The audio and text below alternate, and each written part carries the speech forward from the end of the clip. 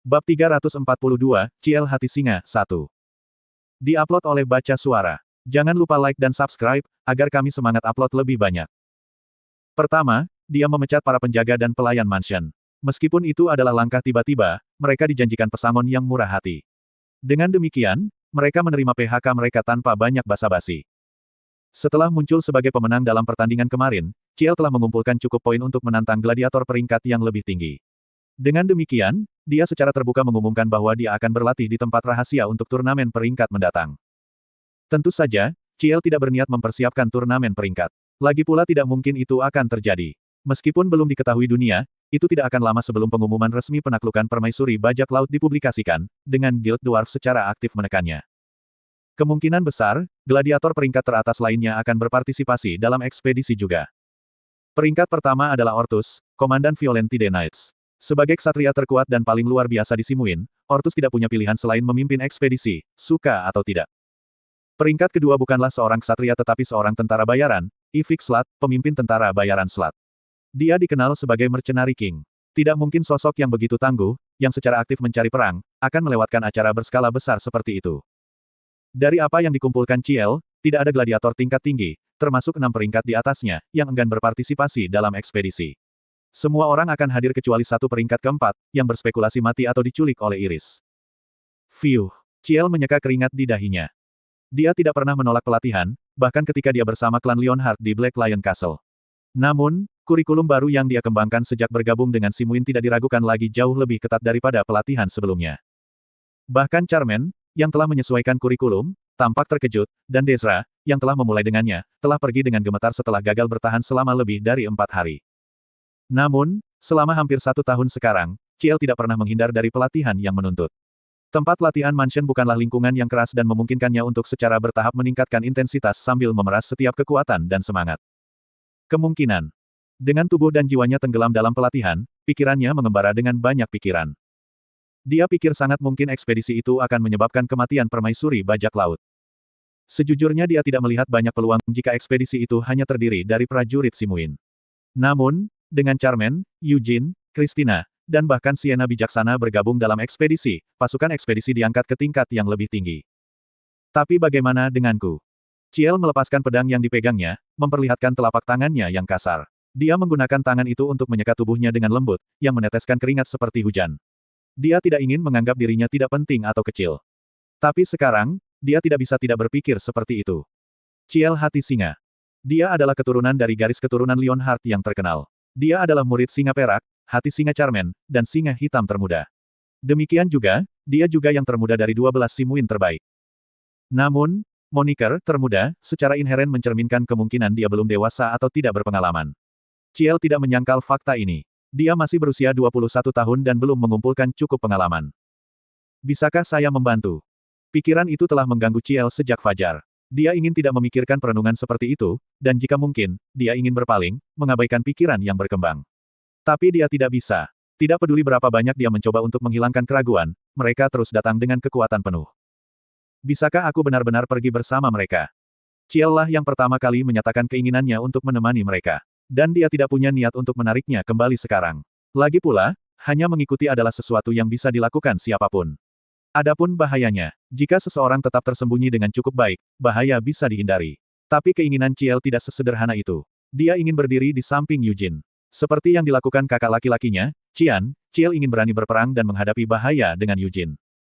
Dia telah menerima surat dari kakaknya. Itu dipenuhi dengan kisah-kisah dari hutan samar, tetapi lebih dari eksploitasi kakaknya, surat itu menyebutkan kehebatan dan kekuatan Eugene. Ciel iri pada kakaknya. Pada akhirnya, Cian bertarung bersama Eugene, mencapai kemenangan dan tumbuh menjadi pejuang yang tangguh. Melalui ini, ia memamerkan prestasinya kepada Eugene dan menerima pengakuan.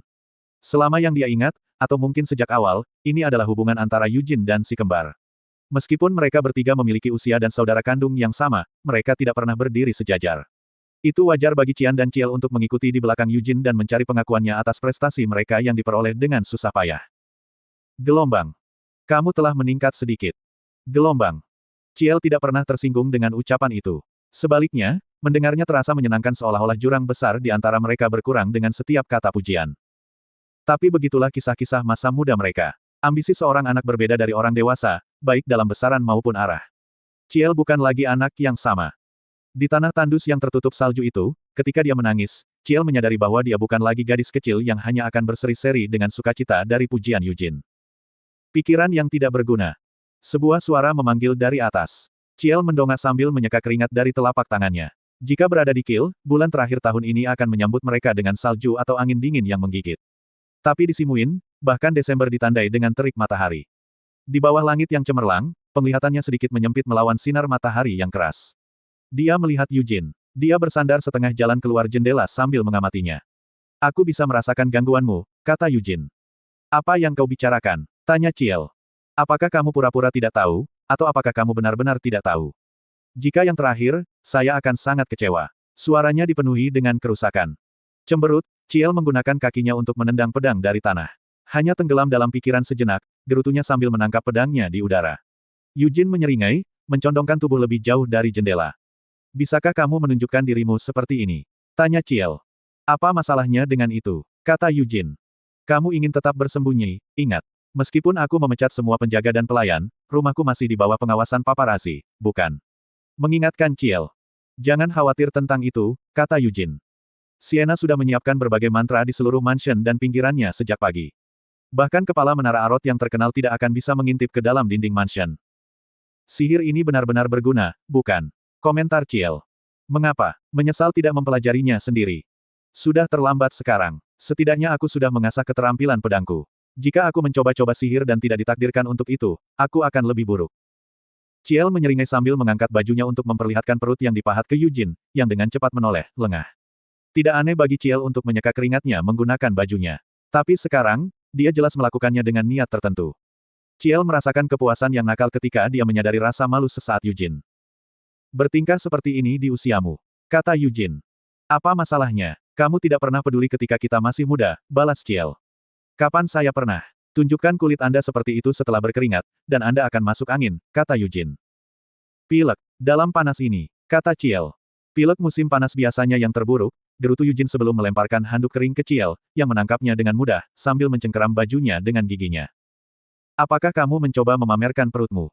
Tanya Yujin. Tatapannya yang setengah teralihkan menangkap perut Ciel berkilauan karena keringat, dan dia berkomentar, maaf, tapi perutku terlihat lebih baik daripada milikmu.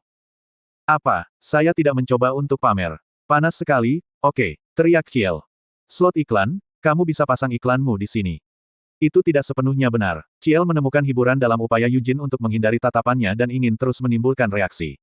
Yujin sudah cukup melihat kejenakaan lucu Ciel sejak mereka masih kecil. Tetapi menggunakan tubuh seseorang untuk lelucon seperti itu pada usia ini. Dari mana kamu belajar hal-hal buruk seperti itu? Yujin menggerutu sebelum menunjuk Ciel. Embusan angin kencang meledak dari ujung jari Yujin, lalu berputar-putar di sekitar Ciel.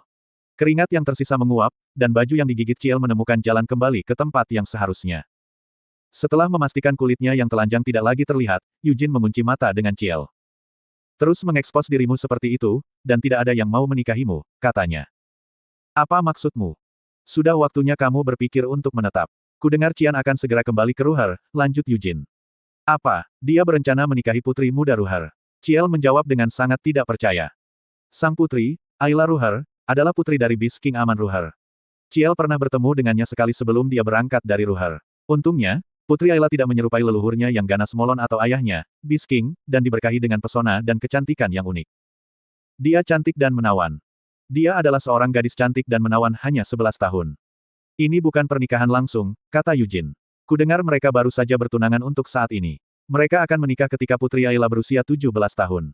Untuk berpikir aku akan memiliki saudara ipar 10 tahun lebih muda dariku, Ciel merenung. Tapi mereka bilang dia memiliki watak yang baik, kan? Aku juga baik pada usia 11 tahun, Ciel menyeringai. Yujin mengingat Ciel yang lebih muda dan dengan bercanda membalas, aku tidak terlalu ingat kamu seperti itu. Setidaknya dia lebih baik dari Putri Simuin, kan?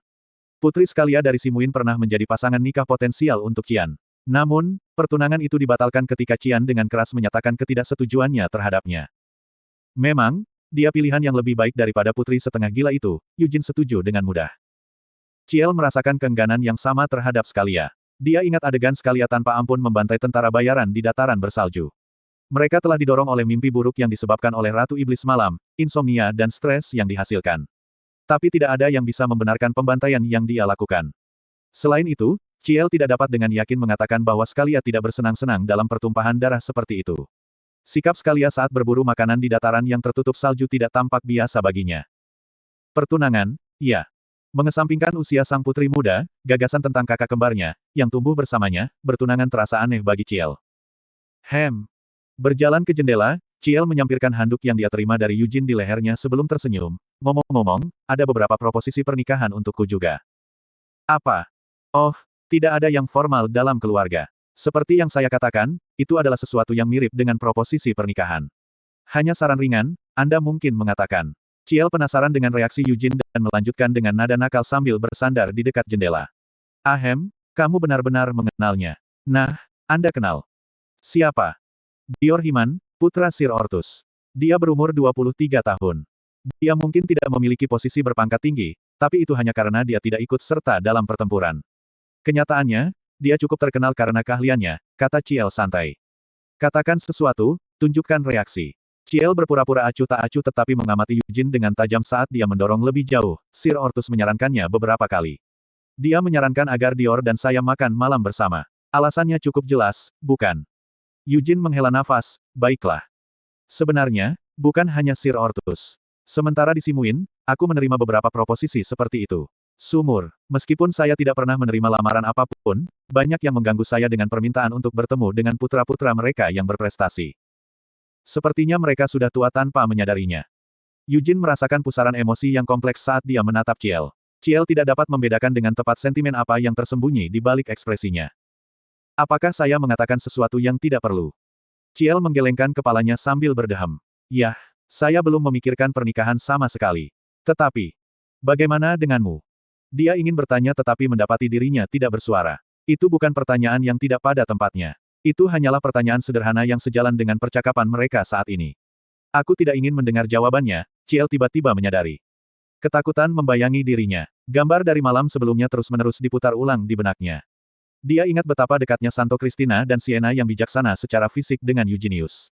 Apa sebenarnya artinya? Apakah mereka diizinkan melakukan itu? Dia tidak tahu atau ingin tahu. Dia takut akan kebenaran. Ciel ragu-ragu, lalu menyusun ekspresinya sebelum melihat ke atas. Jika Anda bebas, datanglah ke sini, katanya. Tidak perlu menekannya untuk jawaban. Dia selalu tanggap, jadi dia akan mengetahui kebenaran tak lama kemudian. Sambil tersenyum seolah-olah tidak ada yang salah, Ciel berkata, apakah kamu tidak merasa pengap tinggal di kamar? Aku hampir bosan, jawab Eugene. Lalu kenapa kau tidak pergi dengan Lady Sienna dan Lady Christina? Tanya Ciel. Mengapa saya harus mengikuti gadis-gadis berbelanja? Yah, kamu bisa membantu membawa pembelian mereka. Ciel menyeringai pada Eugene sambil menggulung lengan bajunya yang basah oleh keringat sebelum melanjutkan. Aha. Kamu menghindarinya, berpikir kamu mungkin terpengaruh oleh mereka. Tidak sama sekali, jawab Eugene. Tentu.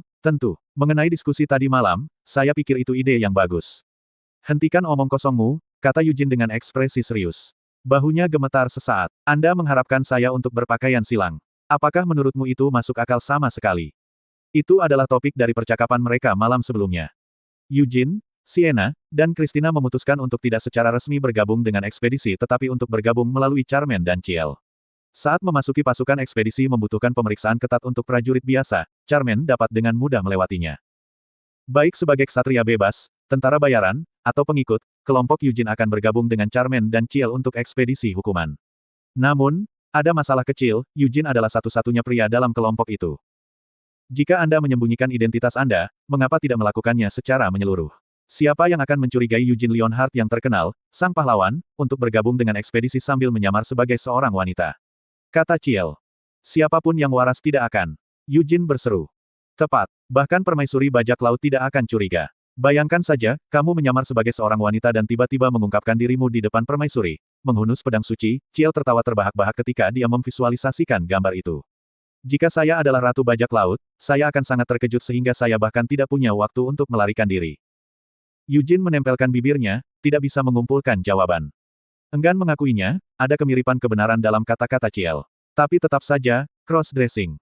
Bukankah itu langkah yang terlalu jauh? Ada mitos dari utara, Ciel memulai, tentang dewa ganas yang palunya dicuri oleh raksasa. Untuk mengambilnya, dewa berpakaian silang dan menyusup ke sarang raksasa, menyamar sebagai pengantin raksasa.